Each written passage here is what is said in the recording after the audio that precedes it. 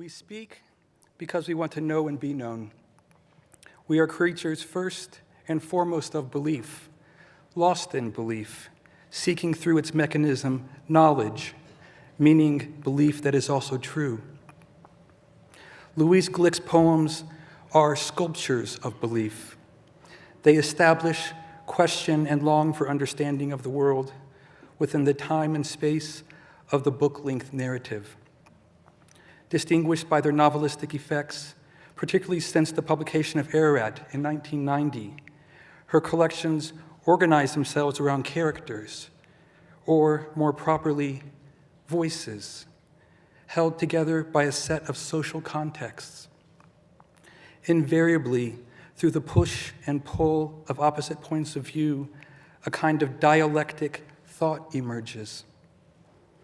As in her book Averno, published in 2006, in which Glück recasts and recasts again the myth of Persephone and Hades. Here are lines from the poem A Myth of Innocence. Persephone stands by a pool of water, saying, "From time to time, I was abducted." But it sounds wrong to her, nothing like what she felt. Then she says, "I was not abducted." Then she says, "I offered myself. I wanted to escape my body. Even sometimes, I willed this." But ignorance cannot will knowledge. Ignorance wills something imagined, which it believes exists. First, Persephone engages herself in dialectic or oppositional thought. Then the speaker of the poem, who presents her, does the same. Meaning turns through dialogue.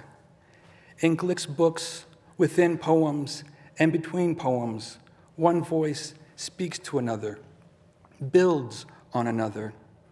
What emerges inevitably is not truth or knowledge, as much as her speakers want it, but the shapes of inner relation and the sounds of social relation.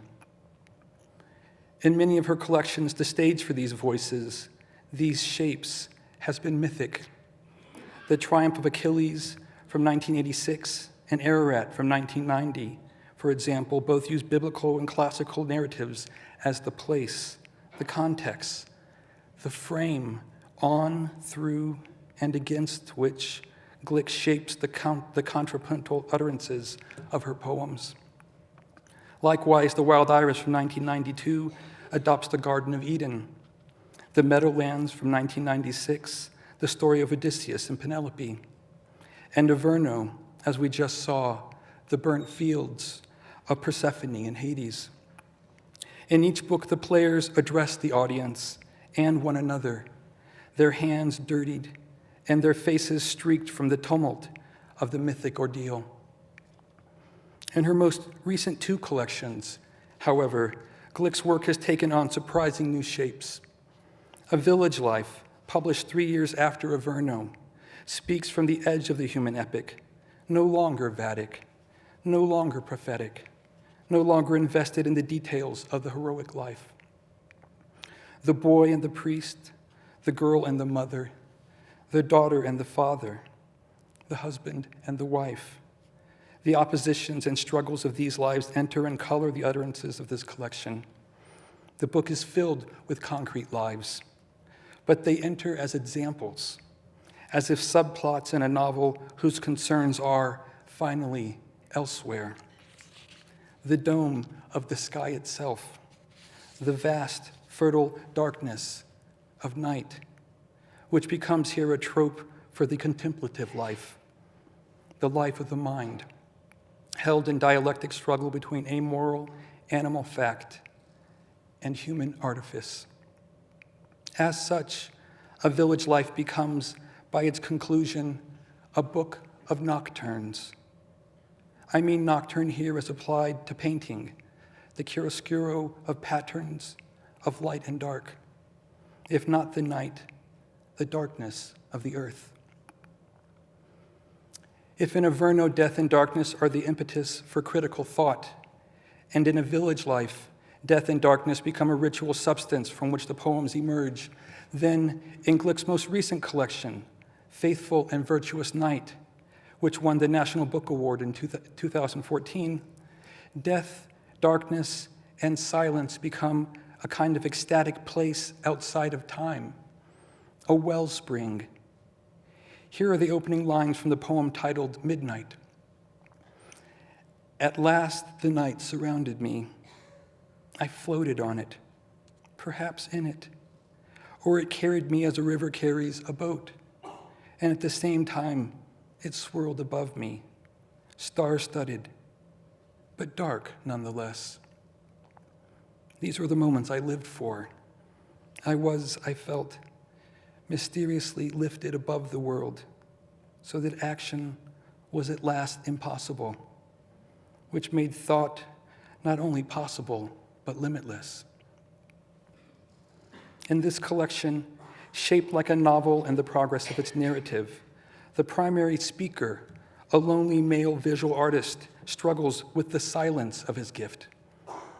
The poems that detail this narrative are framed in counterpoint, however, by parables that explore silence, darkness, journey, and stillness as the sources of art. The work is, in its ecstasy, tonally distinct from Glück's previous collections, yet inevitably and inimitably hers. And while the geographic setting for the speech acts of these poems appears to be London, their ultimate setting is literature itself, art itself, as they point to and frame themselves within the history and practices of human artifice, music, painting, the parable, the story of adventure, the pattern movement of darkness to light and back, of revelation and coming into being. In this book, she has once again, uncannily, continued and reinvented herself and her work. Louise Glück's effect on the world of American poetry over the past 50 years is profound. It is evidenced in the work of her collected poems, 1962 to 2012, which won the Los Angeles Times Book Award, and two, in her many awards and honors, including, to name just a few, the Pulitzer Prize, the Bollingen Prize, William Carlos Williams Award, the Academy of American Poets Wallace Stevens Award, and the Lannan Literary Award for Poetry. In 2015, she received the Gold Medal for Poetry from the American Academy of Arts and Letters. She has served as the U.S. Poet Laureate and the Chancellor of the Academy of American Poets. Her mark in American poetry is likewise evidenced by her deep engagement with poets and poetry of every generation that follows her own, and by the long list of poets who name her as influence, teacher, and mentor. Indebted to her in each of these categories, I am honored to present to you a poet whose presence is unequaled in American letters.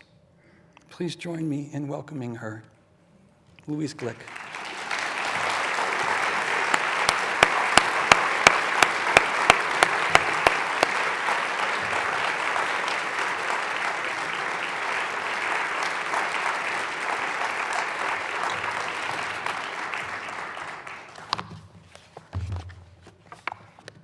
Can you hear? Louder? I can't speak louder. I thought what I would do tonight is read a few poems, 3 poems from early books, and then concentrate on a slightly larger selection from my 3 most recent books. It's difficult to give a sense of an individual volume, how it differs from its predecessors, what its motives and concerns are. It's difficult to do this in 1 or 2 poems, and so what's sacrificed in a more panoramic reading is that sense of the density of a volume. But I'm doing that anyway. The first poem is called Mock Orange. It is not the moon, I tell you. It is these flowers lighting the yard. I hate them. I hate them as I hate sex, the man's mouth sealing my mouth, the man's paralyzing body, and the cry that always escapes, the low, humiliating premise of union.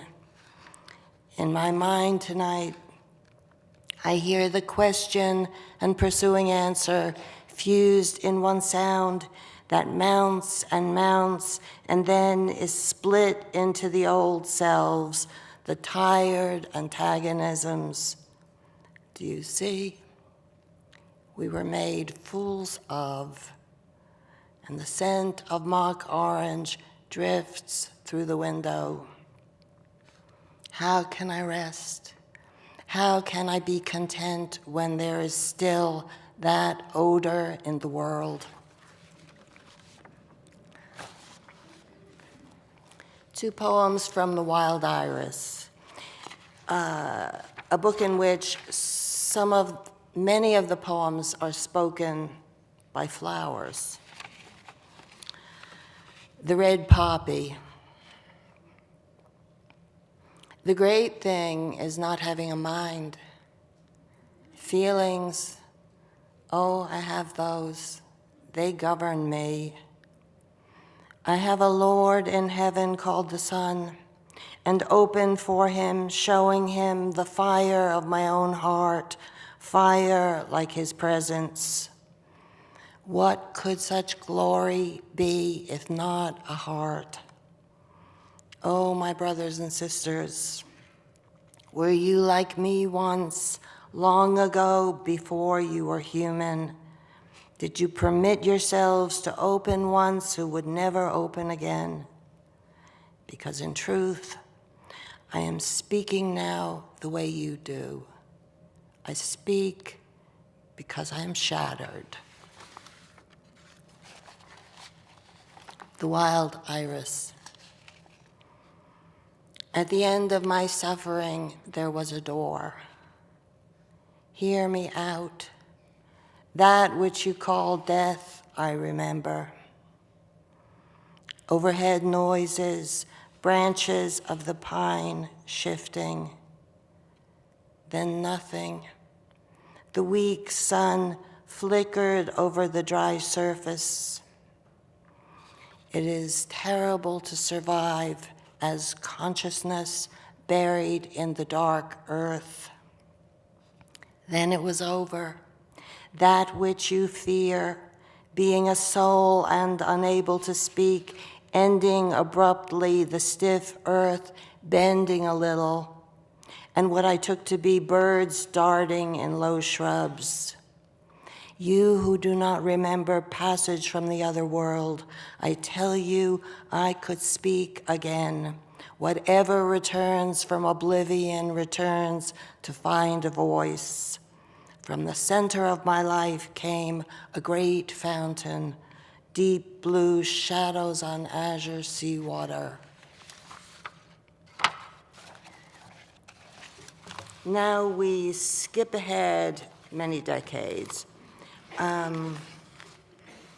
You laugh, but it was hard work, all this skipping ahead. I'm going to read a few poems from Averno. A short poem first, Telescope. There's a moment after you move your eye away when you forget where you are, because you've been living, it seems, somewhere else, in the silence of the night sky. You've stopped being here in the world. You're in a different place, a place where human life has no meaning. You're not a creature in a body. You exist as the stars exist, participating in their stillness, their immensity. Then you're in the world again, at night on a cold hill, taking the telescope apart. You realize afterward not that the image is false, but the relation is false. You see again how far away each thing is from every other thing.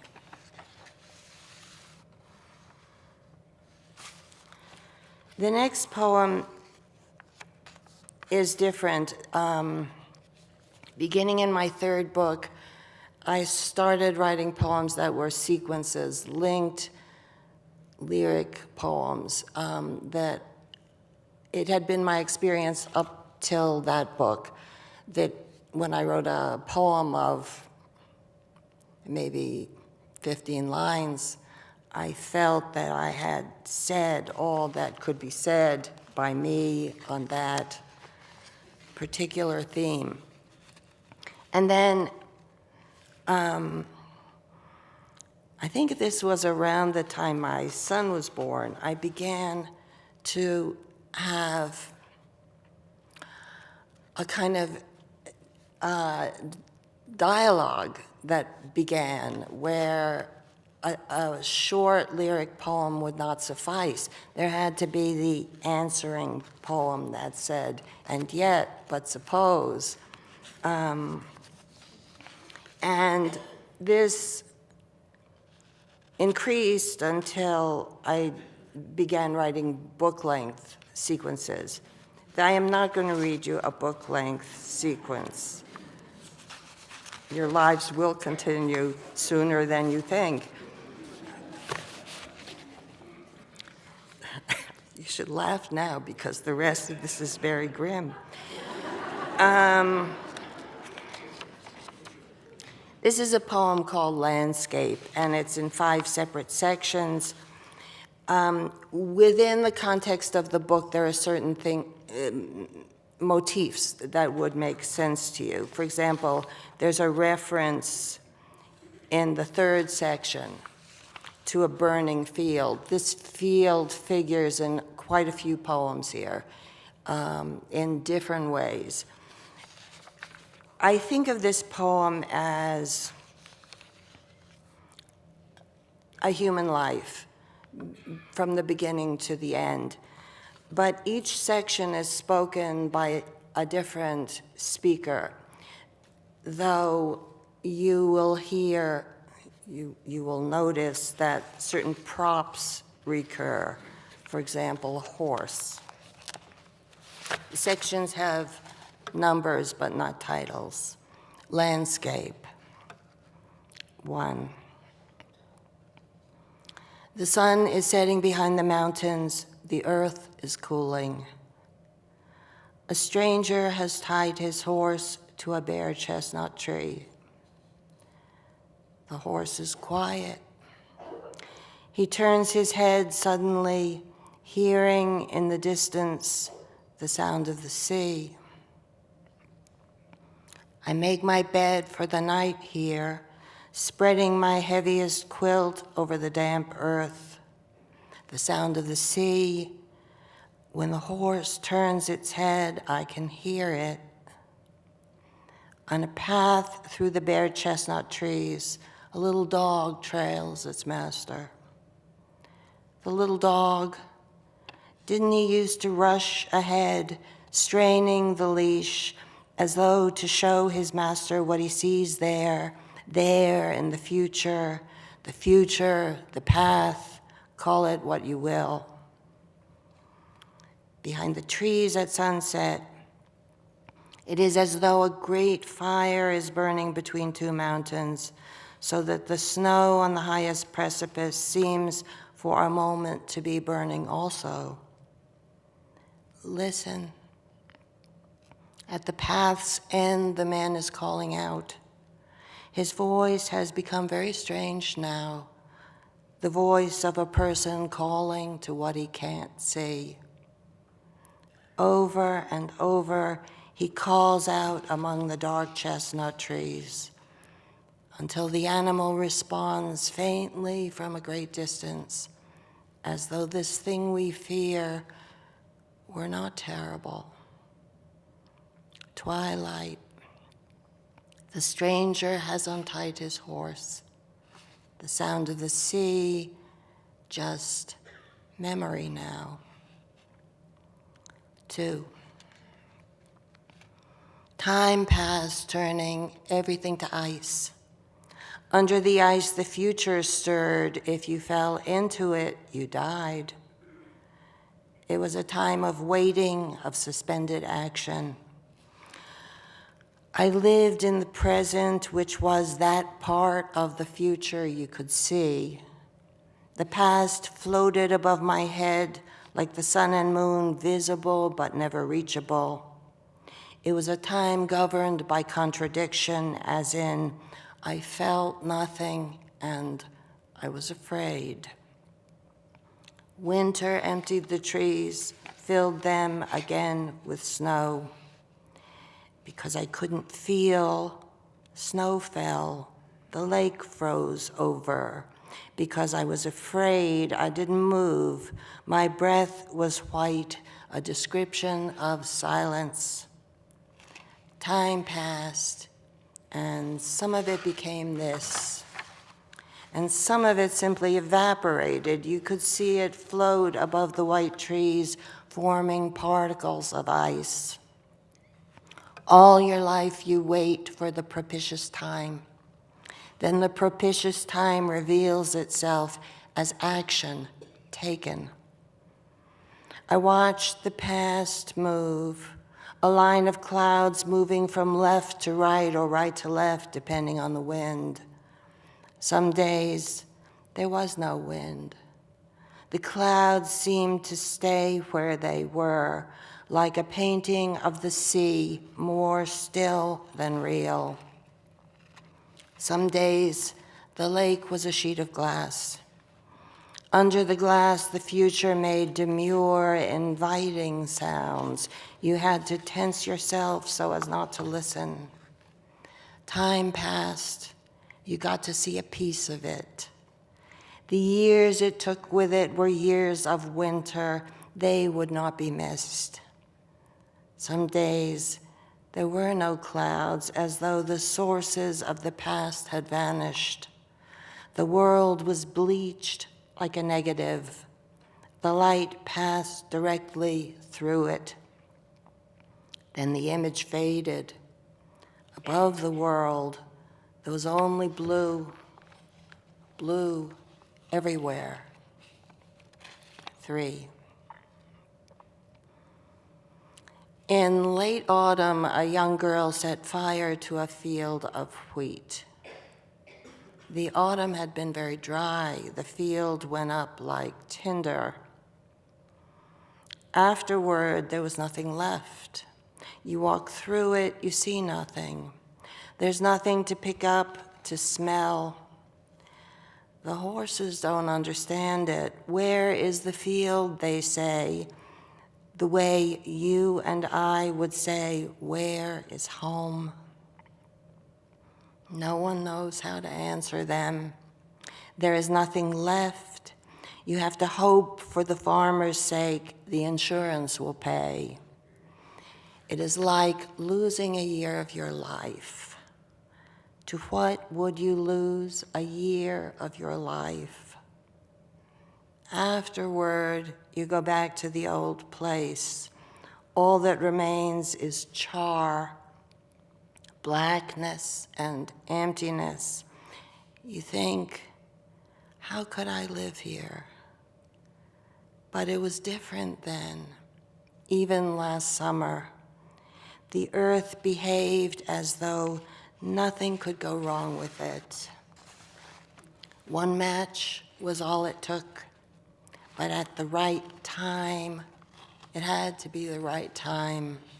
The field parched, dry, the deadness in place already, so to speak. 4. I fell asleep in a river, I woke in a river. Of my mysterious failure to die, I can tell you nothing, neither who saved me nor for what cause. There was immense silence, no wind, no human sound. The bitter century was ended, the glorious gone, the abiding gone, the cold sun persisting as a kind of curiosity, a memento, time streaming behind it. The sky seemed very clear as it is in winter.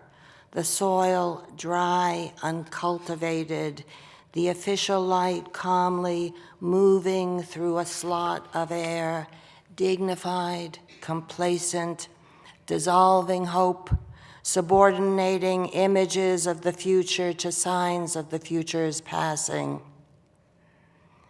I think I must have fallen.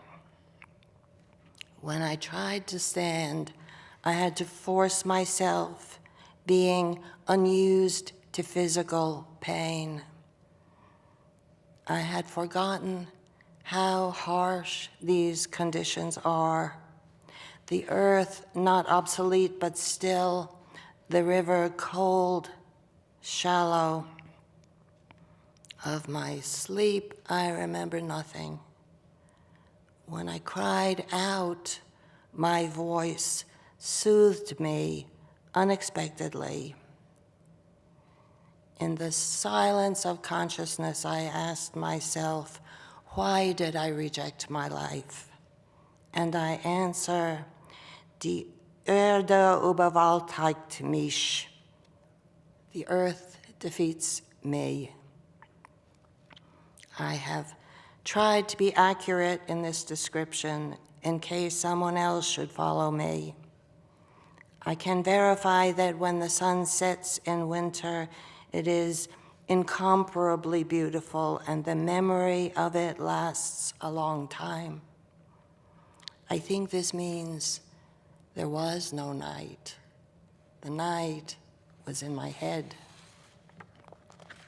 5.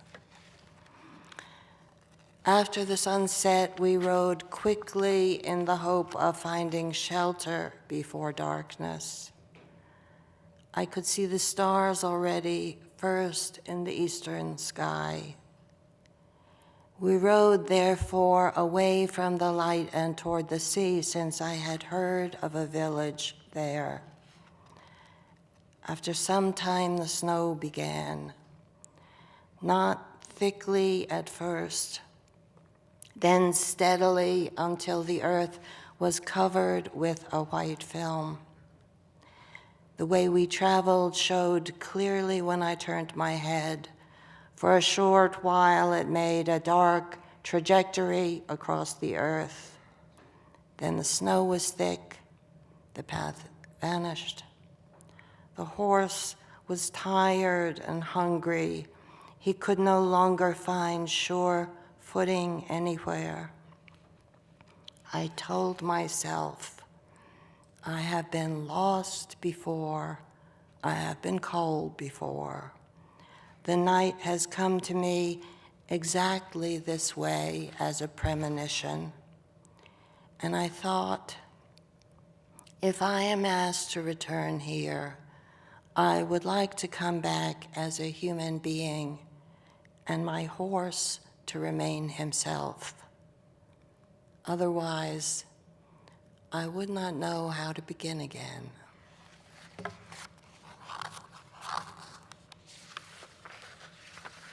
That's Averno. And the next book felt very different to write, and it was written, it was a pleasure to write because I didn't write it in a great burst as I had written some of my books, a whole book in 8 weeks after many years of writing nothing. And it wasn't written in a sort of long, dogged labor. It was a year's occupancy of a strange It seems in the poems like a place, but it wasn't a place. It was a tone, a way to sound. And when I think all of you who write, probably most of you out there, when you find a tone, that tone comes with the subjects of which it wants to speak. Anyway, this is a book called A Village Life. And all the speakers are different, very few recurrences. And they all speak their accounts of their experience. This is called Before the Storm. Rain tomorrow, but tonight the sky is clear, the stars shine. Still, the rain's coming, maybe enough to drown the seeds. There's a wind from the sea pushing the clouds. Before you see them, you feel the wind. Better look at the fields now, see how they look before they're flooded. A full moon. Yesterday, a sheep escaped into the woods, and not just any sheep, the ram, the whole future. If we see him again, we'll see his bones. The grass shudders a little, maybe the wind passed through it, and the new leaves of the olives shudder in the same way. Mice in the fields, where the fox hunts, tomorrow there'll be blood in the grass. But the storm will wash it away. In one window, there's a boy sitting. He's been sent to bed too early, in his opinion. So he sits at the window. Everything is settled now. Where you are now is where you'll sleep, where you'll wake up in the morning. The mountain stands like a beacon to remind the night that the earth exists, that it mustn't be forgotten. Above the sea, the clouds form as the wind rises, dispersing them, giving them a sense of purpose. Tomorrow, the dawn won't come. The sky won't go back to being the sky of day. It will go on as night, except the stars will fade and vanish as the storm arrives, lasting perhaps 10 hours altogether. But the world as it was cannot return. One by one, the lights of the village houses dim, and the mountains shine in the darkness with reflected light. No sound, only cats scuffling in the doorways. They smell the wind. Time to make more cats. Later, they prowl the streets, but the smell of the wind stalks them. It's the same in the fields, confused by the smell of blood, though for now, only the wind rises, stars turn the field silver. This far from the sea, and still we know these signs. The night is an open book, but the world beyond the night remains a mystery.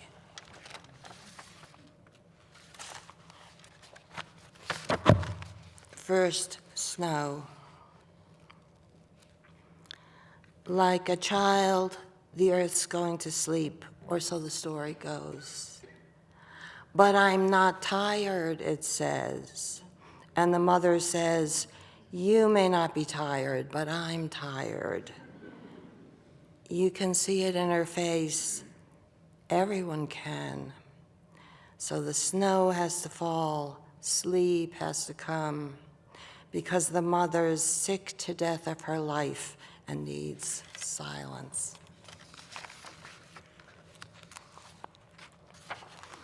And this is the title poem of that book, which was also the first poem written. And it was the first poem I had written in a very, very, very long time. And all poems have their triggers, especially if you have been long silent. I was reading a book by John Berger, the novelist, and I came on the word escarpment, and I remembered I used to use that word. I used to know what it applied to. And I looked it up and I read about it, and I thought, that's my book. I can write a book about that word. And that was my experience, that I wrote a book about that word. So this is called A Village Life. And the speaker here is, in fact, a speaker who's appeared before. The mountain figures in many of these poems, and the neighbor is also in several. A Village Life. The death and uncertainty that await me as they await all men. The shadows evaluating me because it can take time to destroy a human being. The element of suspense needs to be preserved. On Sundays, I walk my neighbor's dog so she can go to church to pray for her sick mother. The dog waits for me in the doorway. Summer and winter, we walk the same road. Early morning at the base of the escarpment. Sometimes the dog gets away from me. For a moment or two, I can't see him behind some trees. He's very proud of this trick he brings out occasionally and gives up again as a favor to me. Afterward, I go back to my house to gather firewood. I keep in my mind images from each walk. Monarda growing by the roadside. In early spring, the dog chasing the little gray mice. So for a while it seems possible not to think of the hold of the body weakening, the ratio of the body to the void shifting, and the prayers becoming prayers for the dead. Midday, the church bells finished. Light in excess. Still fog blankets the meadow, so you can't see the mountain in the distance, covered with snow and ice. When it appears again, my neighbor thinks her prayers are answered. So much light she can't control her happiness. It has to burst out in language. Hello, she yells, as though that is her best translation. She believes in the Virgin the way I believe in the mountain, though in one case the fog never lifts. But each person stores his hope in a different place. I make my soup. I pour my glass of wine. I'm tense like a child approaching adolescence. Soon it will be decided for certain what you are. One thing, a boy or girl. Not both any longer. And the child thinks, I want to have a say in what happens. But the child has no say whatsoever. When I was a child, I did not foresee this. Later, the sun sets, the shadows gather, rustling the low bushes like animals just awake for the night. Inside, there's only firelight. It fades slowly. Now only the heaviest woods still flickering across the shelves of instruments. I hear music coming from them sometimes, even locked in their cases. When I was a bird, I believed I would be a man. That's the flute. And the horn answers, when I was a man, I cried out to be a bird. Then the music vanishes, and the secret it confides in me vanishes also. In the window, the moon is hanging over the earth, meaningless but full of messages. It's dead. It's always been dead, but it pretends to be something else, burning like a star, and convincingly so that you feel sometimes it could actually make something grow on earth. If there's an image of the soul, I think that's what it is. I move through the dark as though it were natural to me, as though I were already a factor in it. Tranquil and still, the day dawns. On market day, I go to the market with my lettuces. And I'll read one more poem from this book, Crossroads. My body, now that we will not be traveling together much longer, I begin to feel a new tenderness toward you, very raw and unfamiliar, like what I remember of love when I was young. Love that was so often foolish in its objectives, but never in its choices, its intensities. Too much demanded in advance, too much that could not be promised. My soul has been so fearful, so violent. Forgive its brutality. As though it were that soul, my hand moves over you cautiously, not wishing to give offense, but eager finally to achieve expression as substance. It is not the earth I will miss. It is you I will miss.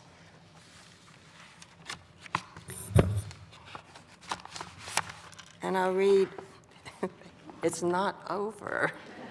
I have 11 minutes and 54 seconds, but I may not use every last one. This is the newest book, and the thing that was most surprising to me here was that for the first time I wrote prose poems. I had never felt the slightest wish to write prose poems. I had a long manuscript, this, that I kept seeing different shapes for. And the prose poems came at the very end. A very, very close friend of mine, a fiction writer, who has been reading my work since we were both 28, and I hers. I sent her yet another draft, and she said yet again she didn't think it was ready. And I thought I didn't have any more to write. And then she said, I think you should try reading the short stories of Kafka again, flatteringly assuming that I had read them, which I had, but still, it was a chance she took. And I didn't much like them, it turns out, at this read. I'm sorry, but I thought, well, I can try that, and I did. And I thought, well, this is truly dreadful. But before I threw it away, I was having dinner that night with a friend, one of the other people who sees all my work in all the drafts. And I thought, well, I know it's bad, but he'll have a look at it while I go wash my hands discreetly. And then I'll throw it away and go back to being despondent. And he thought it was splendid. So that was either he'd lost his mind or I was lucky that day. It doesn't always work like that, though. I'll read 3 poems from this book. One long prose poem, and then a sequence, and then a short prose poem. And that will take 9 minutes. A foreshortened journey. I found the stairs somewhat more difficult than I had expected, and so I sat down, so to speak, in the middle of the journey. Because there was a large window opposite the railing, I was able to entertain myself with the little dramas and comedies of the street outside, though no one I knew passed by, no one certainly who could have assisted me. Nor were the stairs themselves in use as far as I could see. You must get up, my lad, I told myself. Since this seemed suddenly impossible, I did the next best thing. I prepared to sleep, my head and arms on the stair above, my body crouched below. Sometime after this, a little girl appeared at the top of the staircase, holding the hand of an elderly woman. "Grandmother," cried the little girl, "there is a dead man on the staircase." "We must let him sleep," said the grandmother. "We must walk quietly by. He is at that point in life at which neither returning to the beginning nor advancing to the end seems bearable. Therefore, he has decided to stop here in the midst of things, though this makes him an obstacle to others such as ourselves. But we must not give up hope. In my own life," she continued, "there was such a time, though that was long ago." And here she let her granddaughter walk in front of her so they could pass me without disturbing me. I would have liked to hear the whole of her story, since she seemed, as she passed by, a vigorous woman, ready to take pleasure in life and at the same time forthright without illusions. But soon their voices faded into whispers, or they were far away. "Will we see him when we return?" the child murmured. "He will be long gone by then," said her grandmother. "He will have finished climbing up or down, as the case may be." "Then I will say goodbye now," said the little girl. And she knelt below me, chanting a prayer I recognized as the Hebrew prayer for the dead. "Sir," she whispered, "my grandmother tells me you are not dead, but I thought perhaps this would soothe you in your terrors, and I will not be here to sing it at the right time. When you hear this again," she said, "perhaps the words will be less intimidating if you remember how you first heard them in the voice of a little girl." I think I will skip the sequence and read one last poem. A work of fiction. As I turned over the last page after many nights, a wave of sorrow enveloped me. Where had they all gone, these people who had seemed so real? To distract myself, I walked out into the night. Instinctively, I lit a cigarette. In the dark, the cigarette glowed like a fire lit by a survivor. But who would see this light, this small dot among the infinite stars? I stood a while in the dark, the cigarette glowing and growing small, each breath patiently destroying me. How small it was, how brief, brief, brief, but inside me now, which the stars could never be. Thank you.